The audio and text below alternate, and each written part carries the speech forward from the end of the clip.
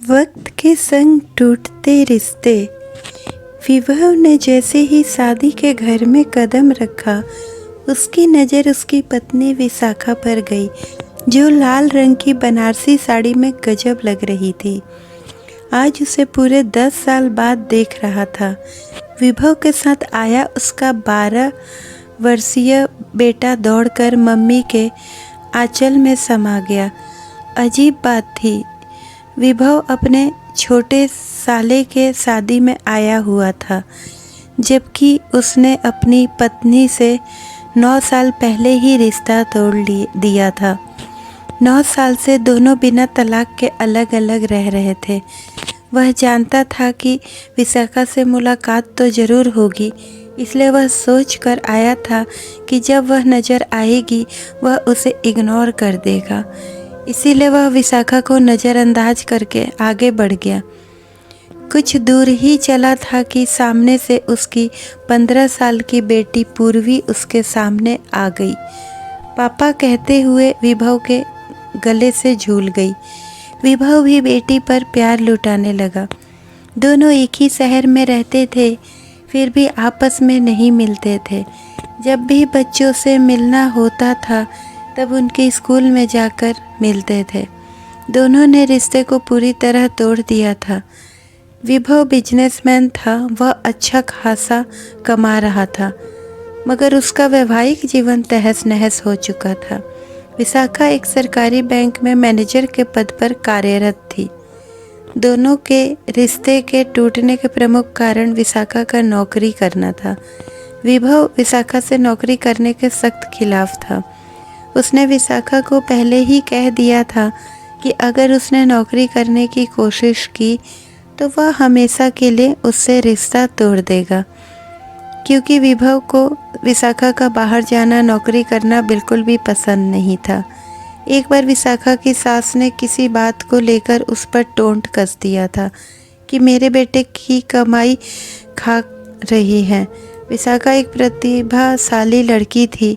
वह अपनी सास की इस तंज को और अपने पति की बंदिश को झेल नहीं पाई और चुपके चुपके बैंक के एग्ज़ाम दे दी और संजोगवश उसमें पास भी हो गई। जब विभव को पता चला तो उसने साफ साफ कह दिया कि ज्वाइन करते ही उनका रिश्ता ख़त्म हो जाएगा। विशाखा ने जिद करके ड्यूटी ज्वाइन कर ली। उसी दिन से दोनों के रास्ते अलग अलग हो गए। विशाखा बेटी को साथ लेकर उसका घर छोड़ आई। बेटा विशाखा के पास ही छोड़ दिया।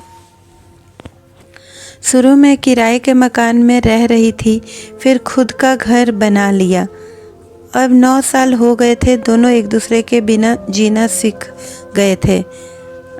अजीब बात यह भी थी कि दोनों में से किसी ने भी तलाक लेने की कोशिश नहीं की थी। दोनों आज भी संवैधानिक रूप से पति पत्नी थे, मगर ईगो और जीत के कारण दोनों के बीच में फासले बहुत ज़्यादा हो चुके थे। ऐसा भी नहीं था कि रिश्तेदारों ने उन्हें समझाने की कोशिश नहीं की थी, मगर दोनों ही जिद पर अड़ गए थे। विशाखा के अपने ससुराल में आज भी संबंध अच्छे थे, इसलिए वह शादी का कार्ड देने पर शादी में चला आया था। दूल्हे को हल्दी लगाई जा रही थी। फिर हल्दी के बाद दूल्हे को तेल चढ़ाने का कार्यक्रम शुरू हुआ। सभी लोग जोड़े से तेल चढ़ा रहे थे। जब विभव का नंबर आया तो वह अकेला ही तेल चढ़ाने लगा, तो उसकी साली बोली, जीजू मैं बना लेती हूँ, आपके साथ जोड़ा, दीदी तो आएगी नहीं। इतना सुनते ही पता नहीं विशाखा को क्या हुआ, वह झट से विभव के पास आकर खड़ी हो गई। फिर दोनों ने मिलकर रस्म निभाई। 9 साल बाद यह पहला मौका था जब दोनों इतने करीब खड़े थे। विशाखा जब विभव के करीब आई तो उसने महसूस किया कि वह आज भी वही सेंट लगाती है जो उसके साथ रहते वक्त लगाती थी। उसके दिल में पुरानी यादें ताज़ा हो गई। जानी पहचानी खुशबू से वह एक बार फिर भाव विभोर हो गया। विशाखा ने भी गौर किया कि विभव ने आज भी हाथ में कलाई में मौली बांध रखी है। यह आदत उसने ही विभव में डाली थी। वह हाथ में घड़ी नहीं पहनता था, इस कारण कलाई सूनी रहती थी। तब एक दिन विशाखा ने उसके हाथ मौली बांध दी थी। बांधते हुए बोली थी, सुना हाथ अच्छा नहीं लगता, इसलिए यह लाल धागा बांध देती हूँ। यह शुभ भी रहेगा और आपकी रक्षा भी करेगा, मगर इससे राखी मत समझ लेना, पत्नी हूँ आपकी। वह सोचने लगी, कितना भी दूर रहता हो मगर यह मुझे भुला नहीं सकता। फिर दोनों ने कैमरे के सामने ऐसे पोज दिया जैसे उनके बीच दूरिया भर का प्यार हो। रस्म के बाद विशाखा की छोटी बहन उससे बोली, यह क्या है दीदी, जब आप जीजू को छोड़ चुकी हो तो मेरी बेइज्जती क्यों करा दी। विशाखा कुछ न बोली, वह बस छोटी बहन को अजीब सी नज़रों से देखती रही। रात को जब सोने चले गए तब विशाखा ने अपनी बेटी से कहा, पूर्वी बेटा जरा देख कर आना तुम्हारे पापा कौन से कमरे में सोए हैं, उस कमरे में कूलर लगा है या नहीं।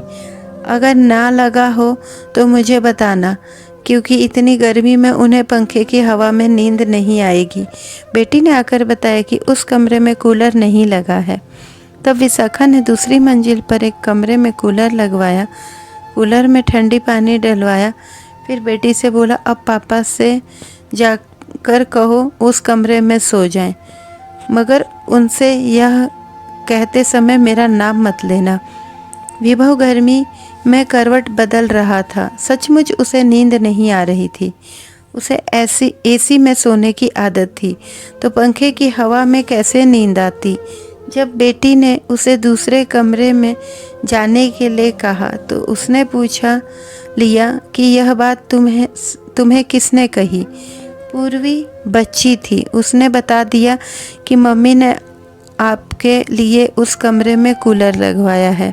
विभव को यह जानकर अंदर ही अंदर एक खुशी का अनुभव हुआ। वह सोचने लगा कि विशाखा को आज भी उसकी फिक्र है। मैं ही जिद्दी और खड़ूस हूँ, वह एक खुदार औरत है, मुझे उस पर नौकरी ना करने की बंदिश नहीं लगानी चाहिए थी। सबको अपने हिसाब से जीने का हक है। यह सोचते हुए वह दूसरी मंजिल वाले उस कमरे में आ गया। रात में 12 बजे के आसपास विशाखा का मन किया कि एक बार उसे देख आए, उसे नींद आई है कि नहीं। बरसों बाद मेरे मायके में आया है, इसलिए पति नहीं सही मेहमान तो है। वह चुपके से उस कमरे के पास पहुंची जिसमें विभव सोया हुआ था। वह कमरा वही था जिसमें वे बरसों पहले दोनों एक साथ ठहरा करते थे। उस कमरे में भी बहुत सारी यादें जुड़ी थी। विशाखा खिड़की के पास आई। गर्मी के कारण सारी खिड़कियां खुली हुई थी। विभव हमेशा लाइट जलाकर ही सोता था, आज भी बल्ब जल रहा था। वह पजामे और बनियान में सो रहा था। उसे देखकर विशाखा की आंखों से आंसू निकल पड़े। वह सोचने लगी कि कभी वह उसके सीने पर सर रखकर सो जाया करती थी, मगर आज बरसों हो गए हैं, यह सुख उसे मिला ही नहीं। जिंदगी बनाने के चक्कर में जिंदगी खराब हो गई। काश वह नौकरी की जिद ही ना करती। क्या फ़ायदा ऐसी नौकरी का जिसके लिए सारे सुख त्यागने पड़े। वह भरी आंखों से वहाँ खड़ी खड़ी यह सब सोचती रही। उसका मन किया कि सारी ईगो को छोड़कर वह अभी जाए और अपने पति से लिपट जाए। वह अभी भी मेरा ही तो है, हमने कौन सा तलाक लिया है, आज भी मैं उसकी पत्नी ही हूँ। फिर जैसे ही विभव ने करवट ली, विशाखा का दिल धक से धड़क उठा। वह घबराते हुए नीचे अपने कमरे में चली आई और अपनी उखड़ी सांस को दुरुस्त करने लगी। अगले दिन रात को संगीत का कार्यक्रम था, मगर बच्चों और औरतें दिन भर ही रिहर्सल कर रहे थे ताकि रात को नाचते हुए उनका वीडियो अच्छा बने। रात को विशाखा ने विभव के मनपसंद कलर की साड़ी पहनी थी। वह स्किन कलर की साड़ी में बहुत सुंदर लग रही थी। विभव तो उसे देखता ही रह गया, पर श्रृंगार करके वह गजब ढा रही थी। अभी 35 साल की तो हुई थी। यौवन अभी पूरा चढ़ाव पर था। तीखे नयन, नक्श, गेहुआ रंग, उसे देखकर कोई कह नहीं सकता था कि वह 2 बच्चों की माँ है। विशाखा एक बहुत खूबसूरत अच्छी डांसर भी थी। कॉलेज करते समय उसने डांस में कई मेडल जीते थे। इसलिए जब बच्चों ने कहा बुआ आप भी नाचो तो उससे रहा नहीं गया। उसने एक पुराना गाना लगवाया, हम भूल गए रे हर बात मगर तेरा प्यार नहीं भूले। वह बावरी सी होकर डांस करने लगी। उसकी सुंदर प्रस्तुति देखकर सब तालियां बजाने लगे। विभव को पता ही नहीं क्या हुआ, वह उठकर वहां से चला गया। नाचते समय विशाखा की नज़र विभव पर ही तो थी। जब वह उठकर गया तो विशाखा के कदम धीमे पड़ गए। वह उसी के लिए तो नाच रही थी। उसके जाते ही विशाखा ने नाचना बंद कर दिया। स्टेज पर दूसरे लोग नाचने लगे। विशाखा की नज़र विभव को खोजने लगी। वह उसे ढूंढते हुए बाहर आ गई। वह कहीं नहीं दिखा तो विशाखा उसके कमरे में उसे देखने चली आई।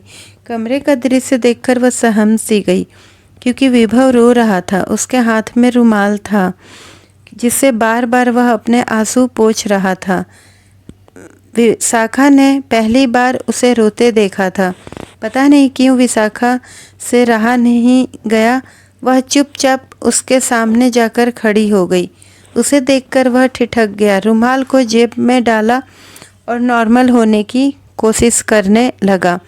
विशाखा टक टक उसके चेहरे को तरफ देखने लगी। विभव ने घबराकर दूसरी तरफ मुंह कर लिया। विशाखा फिर से उसके सामने खड़ी हो गई।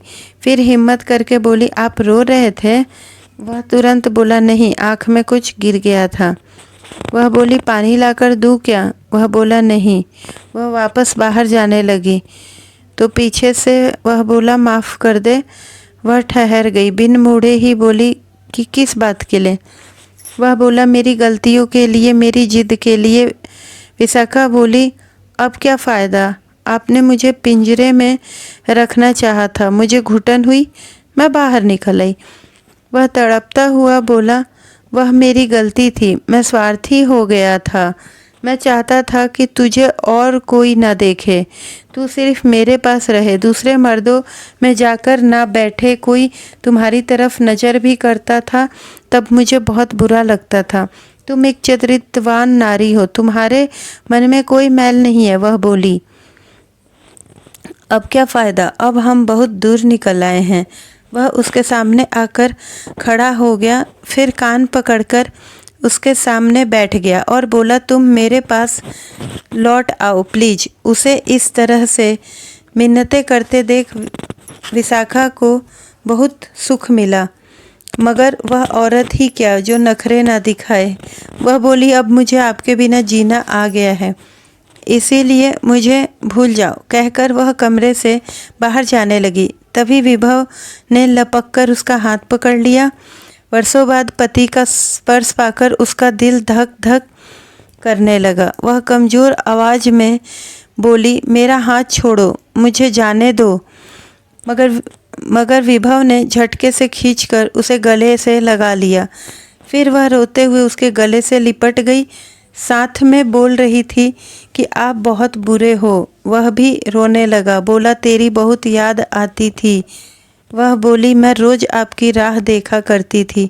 वह बोला, दिल तुम्हारे पास आना चाहता था, मगर कमबख्त यह अकड़ पैर में बेड़ी बांध जाती थी, तुम्हारे पास आने ही नहीं देती थी। वह उसे बाजुओं में जकड़ हुआ बोला, अब कभी इस अकड़ को पास भी नहीं आने दूंगा। बहुत देर बाद समझ में आया कि पति पत्नी के रिश्ते में अकड़ का क्या काम।